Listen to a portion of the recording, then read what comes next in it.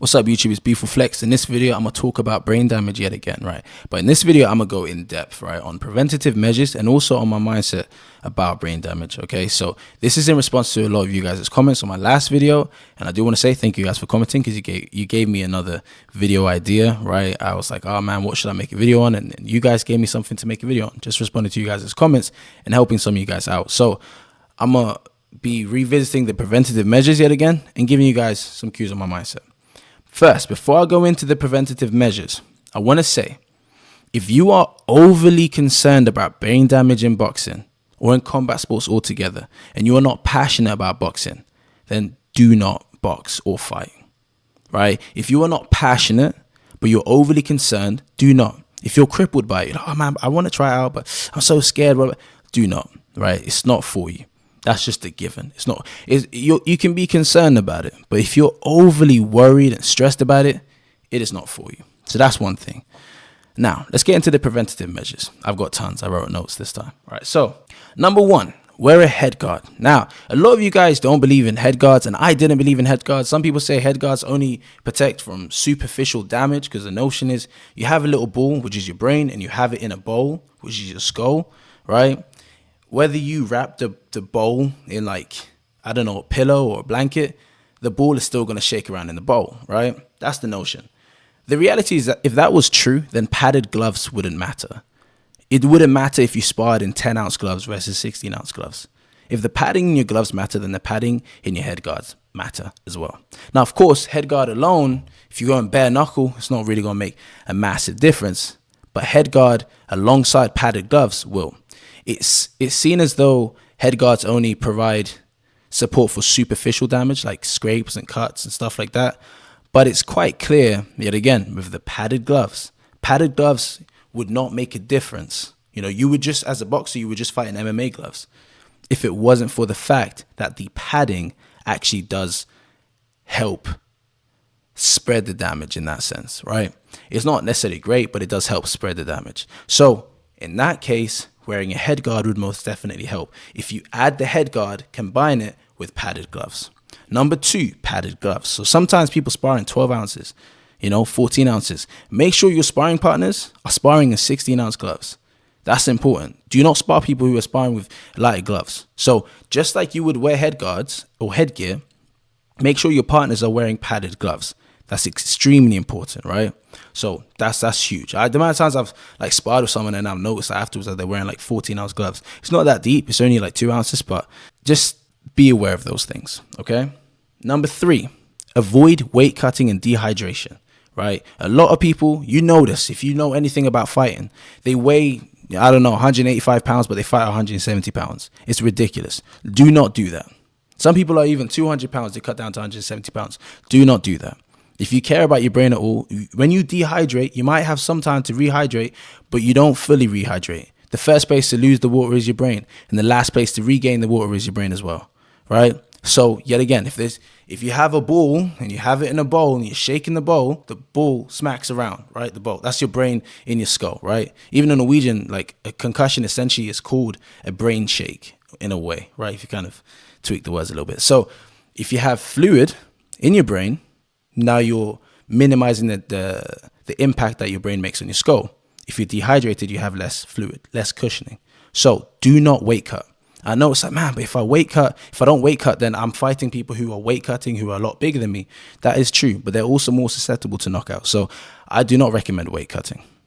Number four, stay hydrated for sparring sessions too, right? Don't just focus on hydration when it comes to fights. Focus on hydration when it comes to sparring sessions. You go into another gym where sparring might be more competitive and therefore harder. Make sure that you are hydrated. I pay a lot of attention to my hydration, making sure I have enough sodium as well, so I actually retain the water, electrolytes, so I'm retaining the water, but definitely ensure that you are well hydrated before your sparring sessions. Number five, avoid hard sparring. So pick your partners wisely, right? So hard sparring is a complete negative. A lot of brain damage that happens in people who aren't even fighting that much is from the sparring wars they have in the gym, right? Like Conor McGregor put it, upgrade the software without damaging the hardware. So do not have hard sparring. Light spar. Right, I'm gonna display it on the video what light sparring is. And I mean light sparring, not light sparring. Light sparring is in technical sparring, touch sparring, where you're basically pitter-patting. Kind of the type of sparring you would do with a little child, right? You're like, oh, you're not trying to hurt them at all. In fact, you're actually limiting your ability to fight by how light you're going. Spar that light, technical. Leave the hard sparring, the hurting your opponent, for the fights. There shouldn't even be hard sparring. You should just be fighting, right? Don't be Sean Strickland. Then it's train your neck, right? That's extremely important. So when you have a strong neck, your head is less likely to whip to the side, right? Because your neck is resistant. So yet again, less likely to get a concussion. So train your neck. Even just the minor tremors in your brain, you're less likely to get those. So train your neck and do that seriously. I've already got a video on neck training, so I'll link that video in the description. But train your neck. Improve your defense, okay? That's probably one of the most important things, is improving your defense. Okay, so of course, you have boxers who have brain damage over time from fighting, whatever. But a lot of these fighters are also brawlers. They also are people that trade punches a lot. People that get into wars where they get hit and then they hit back and then they get hit and then they hit back and whatever. Adjust that, like change that. Become extremely defensively sound. So for example, you're fighting, be really good at slipping. Not just blocking though. Blocking is good. It's better than not. It's better than just getting hit. So get good at blocks. But also things like parries where your brain isn't shaking at all. Parries or slips, and your footwork as well. So work your defense. I'm telling you, this could make a drastic difference. Remember, it's about hitting and not getting hit. Not just about trading punches. The next one is actually adjust your style, right? So some people, the way that they fight is, as I said, like a brawler, right? So adjust that. Stop fighting like a brawler. Fight like a defensive fighter. Be a counter puncher, for example. Be a less entertaining fighter. Maybe, yes, you won't make as much money because you're not as entertaining. You're not bringing that many knockouts, but you are more defensively sound. Therefore, you're looking out for yourself. So adjust your style. Also, leave your pride outside the ring. Now, this is when it comes to like knockouts, for one, if you ever get, or knockdowns, if you're getting knocked down, do not get back up. That's stupid. I'm telling you, do not get back up. If you get knocked down because of a shot to your head, if it's getting hit to your body, you can get back up. But if you get like dropped to your head, like Ryan Garcia got dropped in the second round, if I'm not mistaken, with Tank Davis, right? If I remember correctly. I'm not saying he's going to get brain damage, but if he ever did later on in time, you could look back and think, oh yeah, you did get a concussion and get right back into the ring and do another like 5 rounds after that. You get what I'm saying? So if you get dropped, he also got dropped in a fight before as well. Got right back up as well, right? So if you do get dropped, don't be stupid. Get back. Don't wait. What? I just can't. Do not get back up. Don't listen to what I just said. If you do get dropped, do not get back up. All right. Leave it at that. Or you can get back up, but call the fight. Leave your pride outside the ring. The ring is no place for pride. Even if you're in a fight and you are clearly outmatched, let's say you're doing amateur boxing, round 1, the guy is destroying you, right? You got a standing count. Round 2, you're getting a standing count. He's destroying you. Don't go into round 3. Don't be stupid, right? Kind of like in the animal kingdom. If you see a bear, what do you have to do? A black bear. You have to, make big noises, make yourself look bigger, right? Because animals aren't stupid. If they know they're beat, they call it. They leave so they can live to fight another day. For some reason, we have pride, right? So we know we're getting beat up and we, for some reason, decide to continue staying in the same fight. Just so what? You show heart? Bun that. Don't show heart in the ring. Show bravery, right? But when you know you're beat, call it. Like AJ fighting Otto Wallin. A lot of people are saying basically that, not even a lot. I think one of the commentators actually said, man, Wallin or his corner robbed us of a knockout reel or highlight reel knockout basically after the fight because he quit, right? The corner threw in a towel. I think that's atrocious, man. His life is not our entertainment. Of course, he chose to box, but don't get it twisted. But his life is not our entertainment, all right? So if you are clearly outmatched and you're like, you know what? It's a matter of time before I get knocked out, or I've already sustained a lot of damage from this fight. I'm clearly not going to win. There's no chance. Call it. Leave your pride outside the ring. This is one of the most important and impactful things when it comes to brain damage. Do not bring your pride into the ring. That's stupid. Muhammad Ali getting dropped a million times, getting right back up. It's courageous, looks amazing, but your brain don't like that. So stop doing that. Pick your opponents. You don't have to fight power punches. I'm not saying AJ's been ducking Wilder. There's a bunch of stuff. One team saying one thing, another team saying another thing. But if he was ducking Wilder, I'd understand. Why go against that power puncher that could cause your career to end, that could alter your life? Why? Pick your opponents wisely. You don't have to go up against crazy power punches if you are choosing to fight. Pick your opponents. Shorten your career. That's another point. Shorten your career. You don't have to, for one, if you're trying to go pro, you don't have to have a bunch of fights. You see people like Sugar Ray Robinson having, brain damage later on in life. The guy had over 170 fights. Of course. I'm just saying, I'm not surprised, right? So shorten your fights. Have 20. Have 10. Have 20. Have 30. Shorten your career, right? In fact, potentially even just stay amateur. Don't even have a professional career. Just stay amateur. Just do amateur fights. Amateur fights, you have more padding in your gloves, but also the ref is trying to stop knockouts. So, for example, I see so many stoppages in amateurs, where the fight is stopped, TKO, and the person hasn't dropped. The person's just head flew back a little bit, and the ref stepped in. That happened on my third fight. I knew that the guy could have fought. He could have stepped back in and fought me. I knew I was also going to drop him by the end of that round, right? So it was appropriate for the ref to call the fight. Amateur boxing is more about the fighter's safety. So just stay amateur. Or maybe don't fight at all. It's okay to just be a gym rat, basically. Just go to the gym, box, spar a little bit, hit the bag, hit the pads, get good at boxing and not actually fight. That's okay. No shame in that. Be Michael J. White, right? Although I know he's had a few tournaments, but not in boxing. But you get what I'm saying. In martial arts in general, you can just learn the art without actually competing in it, all right? It's okay. You can just be a gym rat. If you're truly passionate about the sport of boxing, do that. But most importantly, I would say do not be a prize fighter as well. Do not fight for money. It seems kind of counterintuitive. Of course, box for money to a degree, but do not make your sole focus money, because that will make you make those stupid decisions. That will make you pick that power puncher, that crazy knockout artist, because it's a big payday. That will make you fight longer than you need to because of the payday. So do not do that. Do it for passion. Potentially, I would actually say have another job. The reason I'm actually taking my approach now, really prioritizing my YouTube channel as well, because I'm like, I do not want my boxing to be focused on the financial gain. I want my YouTube to be what I make money from, a business where I make money from, not boxing. Of course, I'm going to make money from boxing, right? And hopefully a decent amount, but I do not want that to be my focus. I want my focus actually just to be about the passion. That way I'm not going to make stupid decisions. I'm not going to think, oh man, if I'm beating a fight, I'm not going to get back up and think, you know what? Let me fight regardless, because otherwise I'm not going to get paid as much for the next fight. I'm not going to get this opportunity, which is the big money. Nah, don't be a prize fighter, basically. That's not a must, but it definitely, I think the approach to that can definitely assist you. And then finally, if you get headaches, quit. I do not get headaches from boxing. I've never had a headache from a fight or from sparring, but there are people who get headaches. And I'm thinking like, yo, this is your body kind of telling you, this is your brain saying, hey, yo, we're sustaining a lot of damage, So if you are getting headaches, stop sparring, stop fighting, full stop. You can still box, hit the bag, stuff like that, but do not spar. Do not spar hard, at least. And most definitely do not fight. All right. So these are the preventative measures. And I can guarantee you, if you take all these preventative measures, and for example, you're getting hit in the back of the head, you call it, you just give up. If the ref tells you to continue, you give up, right? I can guarantee that you'll be a lot better off than if you didn't, right?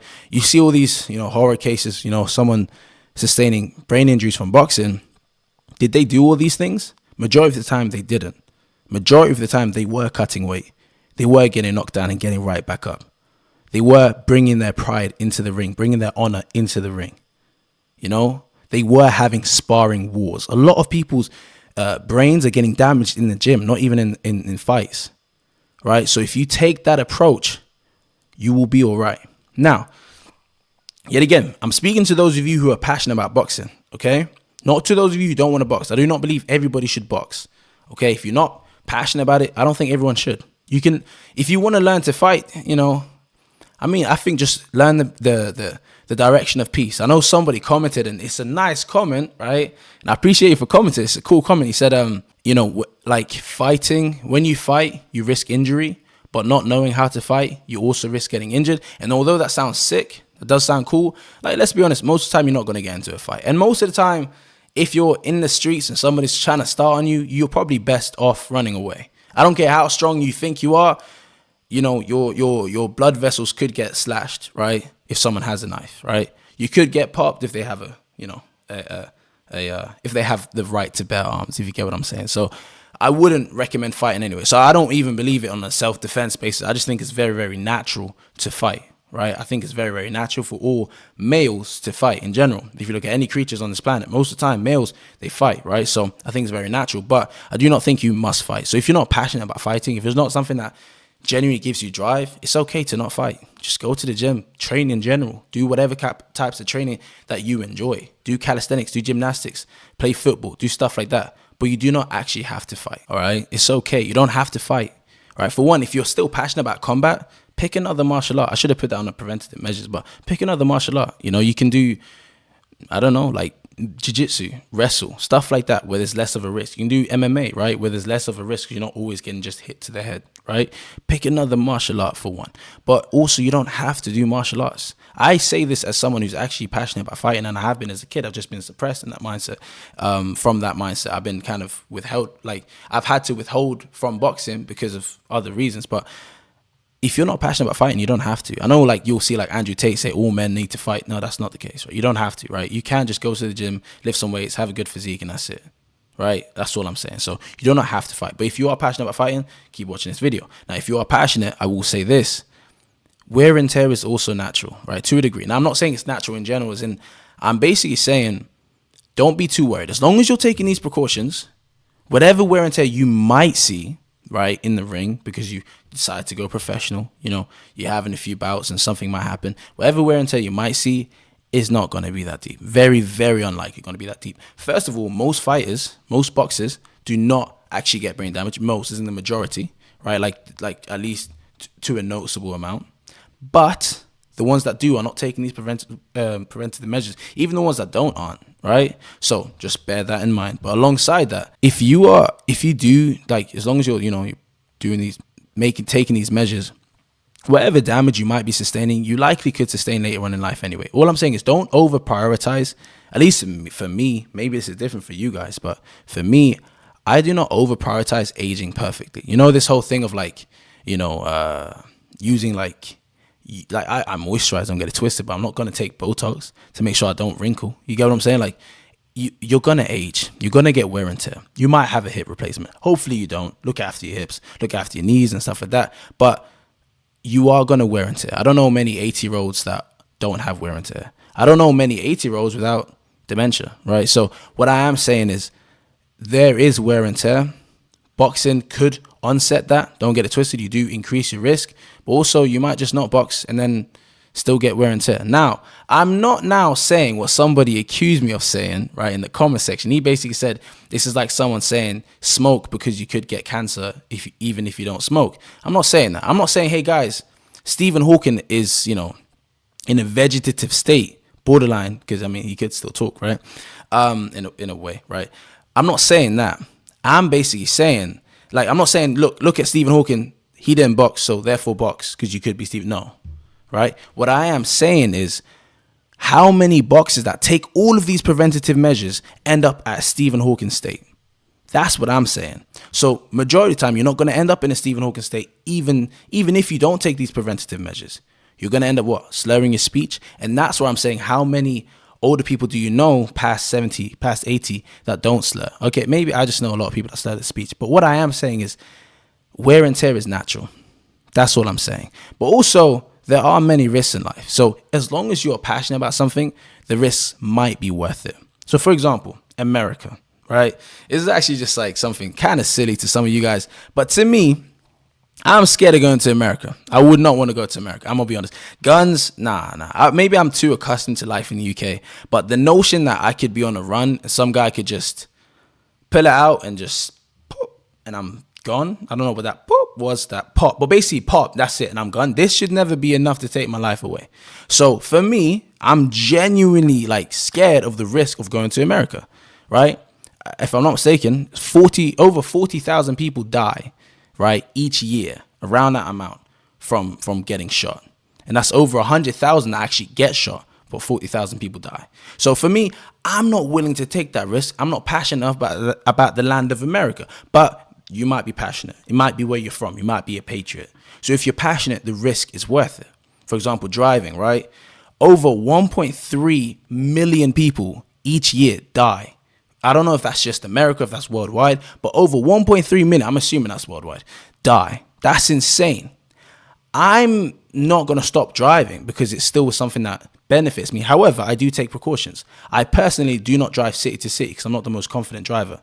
I personally, if I do go to another city, I take a train or I drive with somebody else. But more time, I take a train. I also don't, sit in cars with irresponsible drivers because, I know the risk. But you catch my drift. And even so, if you see the statistics, you're like, oh man, I don't know, like let's just say like 6% of people, 6% of journeys, or 2% of journeys end up in a car crash. Does that mean that if you have 50 journeys, a month, that you're going to get in a car crash a month? No, because you're not doing the irresponsible things. You're not drinking and driving, hopefully. You're not texting and driving, looking on your phone and driving. You're not paying attention to the road whilst you're driving. You're not tired when you're driving. You're making sure that you always have energy, or you take a nap, or you even drink an energy drink before you drive. You're not driving too late at night, things like that, right? So you take the preventative measures and you decrease your risk. There's still going to be a risk. So if it's worth it for you, then it's worth it for you. Personally, I'm just not a car guy. I'm not like passionate about driving. So therefore, it's not worth it for me. But it might be worth it for you. And if so, the risk might be worth it. Like, it might be something that you want to still do. I personally don't care for it. So I drive around my town and that's about it. Sometimes I go like to another town, but I don't really drive to other cities, right? Sometimes I do, but either way, I'm still reasonable when I do. Dogs. 4.5 million people are bitten in America because of dogs, right?